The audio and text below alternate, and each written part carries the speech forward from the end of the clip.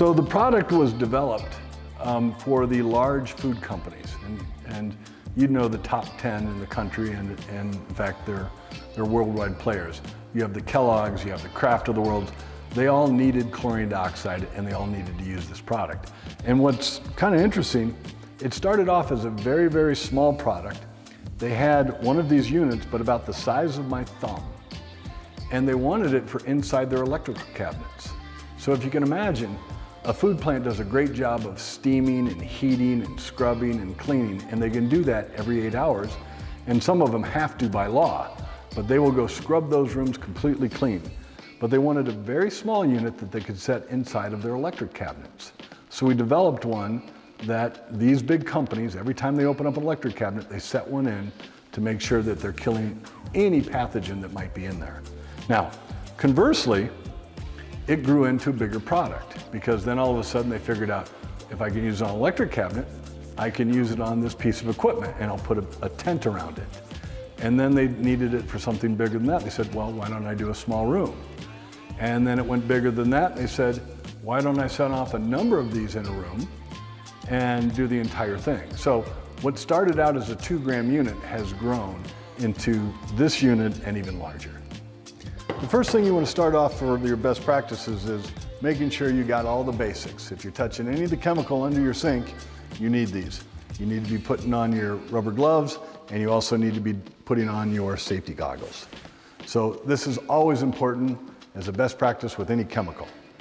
Chlorine dioxide works, it goes out, it finds something to destroy, it destroys it, but it also destroys itself. This is a very, very big, important fact, because it's not chlorine. When you think about this product, think about ozone. Think about something different than chlorine itself, which is more of a poison. Chlorine will actually try to chlorinate to every surface you have. Chlorine dioxide is very selective. It's only really going to want to go after all of your pathogens and things like that to destroy it. So the first best practice we need to talk about is sizing the room and figuring out how much of this product you're going to need to treat a space. So each 25-gram unit will produce enough gas to treat 2,250 cubic feet. This room that we're actually standing in is about 7,500 cubic feet. So what we're looking for in that case is somewhere between 3 and 4 of these units to treat the room. Now let's take a look at another picture. Imagine this room is in a turnover phase, and it's got all the roots and all the bedding and everything else, and the company has cleaned it the best they can. You're going to need more of these. How many more? It really depends on what the bio load's in here. And experience will tell you that more than anything. But you could easily double it, you could triple it, and if it's really bad and you haven't been keeping up with some of your maintenance, you might have to take this up 4 times. In this room, we use 3 of these because, as you've seen earlier, the room is fairly clean, but many times this type of a clean room isn't the reality for many of the customers out there. You know, the rooms have in different levels of grow and what has to be cleaned up afterwards, okay? That might cause you to set off more than 3. It could be 6, it could be 9, it could be 20, okay? It's all based on this bio load. So you need to understand the techniques that are required to set off 20 of these. And it's not hard, it's only hard when your head gets in the way. Because the first thing people want to do is spread it throughout the room. We don't want to train you to spread it throughout the room. I'm going to show you how to do an arch.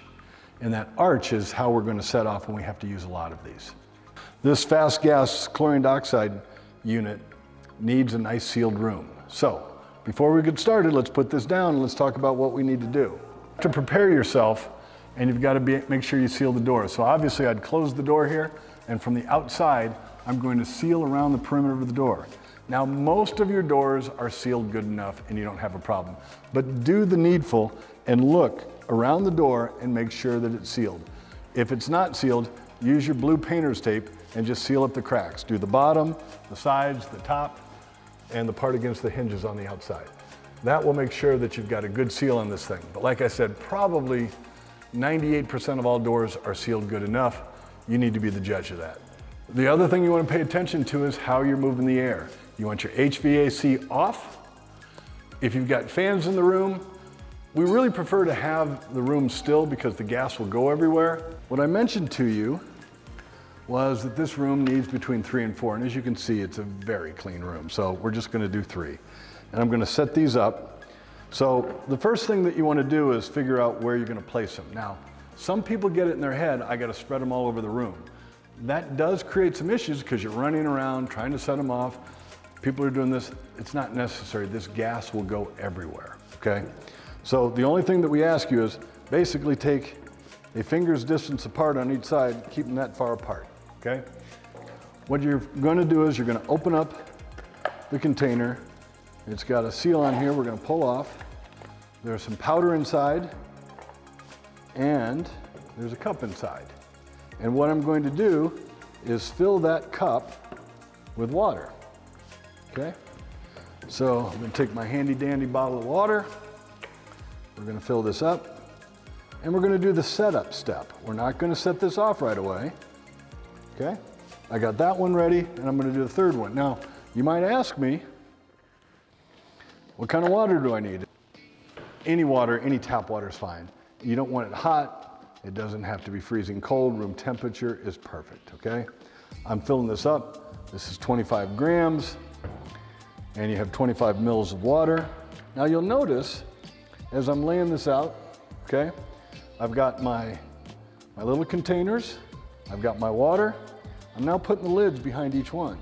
And this gets to be a very important fact for us because that's how you're going to dispose of the units. At the end of these, once they're done, we're simply going to put the lid on it and dispose of these. Let me show you how this all works. So imagine I'm all set. What I didn't want to do was open each one of these, set them off, and then be staying here because it's going to take, say, somewhere between 2.5 and 3.5 minutes for these to get off and make enough gas, okay? So if I start doing something slow or somebody comes in and asks me questions, I get distracted. This one's going off while I'm trying to get this one off, and then I have an issue. What we do is we set them all up. My water's here, my chemical's here, my disposal lids are here. So here's how we're gonna do this. I'm gonna take this, I'm gonna pour it on the chemical. I'm gonna set that down. I'm gonna do the next one. And I'm gonna do the next one. Now you can see with only 3 of these, it's relatively easy. So you don't see any gas coming out right now. And what I have the ability to do on my way out is do a little housekeeping. So I'm gonna grab this. So when I have to come back in here to finish this thing, all I have to do is put the lids back on. So, and according to the instructions, I'm gonna set this off. I'm gonna walk out of the room. I'm gonna give it 3 hours. I'm gonna come back in and put the lids on. All right, it's been 3 hours and you can see there's no gas coming out of the tops of these lids. It's all ready to be cleaned up. There's a little bit of a pool smell inside the room. That gives you kind of the A-OK, we're all cleaned up and ready to go. So the simple thing to do is you're gonna take that lid that we had left earlier. I'm gonna put this on here. There's a little yellow formation inside of it. In a matter of about another hour or so, it's gonna harden up, which is really immaterial to you because all you have to do is place these on here and dispose of them. It's that easy.